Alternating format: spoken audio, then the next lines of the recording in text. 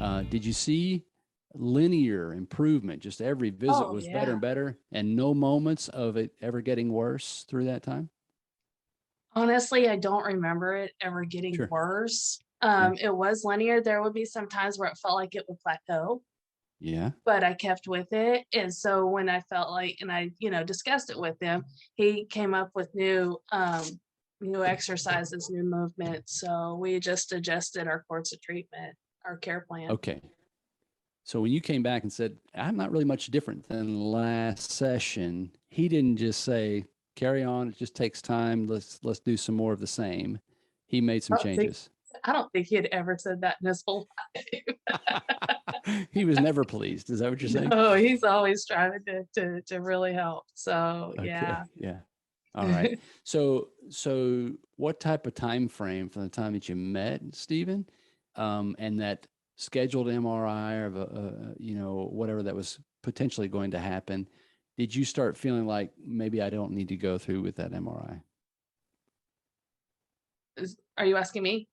So either, yeah, I Oh, guess either of you. Yeah. sorry. Do, do, do you remember? Do you remember how much time was needed before you felt like maybe I'm not going to need that MRI? Uh, well, the I did cancel the MRI because it was 3 days, and he said give me a few weeks. So I went ahead I and see. canceled it when I that day, Okay. and then I felt very confident that I was going to rehabilitate. Honestly, probably took me about three sessions to Yeah. really be sure because I had suffered for so long. I was Yeah. still kind of leery. Sure. What was it about that third, fourth visit where you started seeing some changes? Do you recall what first started to improve? I could sleep better at night. Yeah. Yeah. Okay.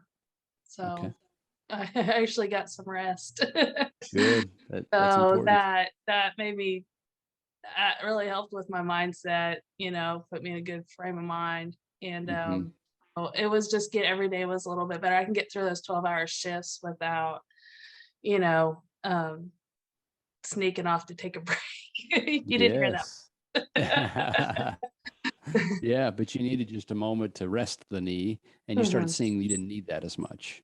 Yes. Okay, got it. Stephen, maybe you can share with us some time frame. How many visits, how long before Mary was getting good full reduction where she was using the leg well, moving it through full range, not having pain? So it was about visit three, which was about a week. So there were visit two was about 3 days. Mhm. Visit three was about a week Mm, from initial assessment, and visit three she reported 85% overall improvement. So gotcha. baselines at that point, movement was back to normal. There was still end range pain with extension, flexion was no problem. And that took really the rest of the time to get that dealt with fully. Hmm. So mechanics cleared up very, very quickly. Those symptoms took a little longer, as is the case. And I'll just say this, on day one, she had constant pain. Okay. So there was a strong inflammatory component day one. And there were those underlying mechanics as well that we were trying to get to. So I think some of that early soreness, when you start moving in a joint that's angry and inflamed, it doesn't feel good. Hmm. So I think even by visit two, there was some improvement noted. She was reporting about 20 to 25% improvement. So there was some encouraging signs already, but the big change was by that third visit one weekend. Yep. And so the second visit, she came back having done the active terminal knee where she was straightening it, setting her quad, tightening the thigh muscle as tight as she could, doing that intermittently throughout the day. What did you change from visit two to three that took her from 25% better to 85% better? Actually, it was loaded extension that I assigned to her. Um, in the clinic, there were some greater amount of change that occurred with that. So we transitioned from unloaded to loaded, but she picked unloaded. So as she went home and continued to do it, she definitely favored the unloaded. And so that wasn't necessarily my doing there. Mary picked and won on what she liked to do and what she felt improvement with. So by far the majority of her home exercise was doing it unloaded. And Mary, do you remember making that decision of choosing one versus another, or is that too long ago? I think it's too long ago. Okay, yeah, To that's be honest. fine. No worries. Yeah. All right. And so before, how much longer then, Stephen, based on your notes, was she feeling like, I've got this under control, I'm fine now?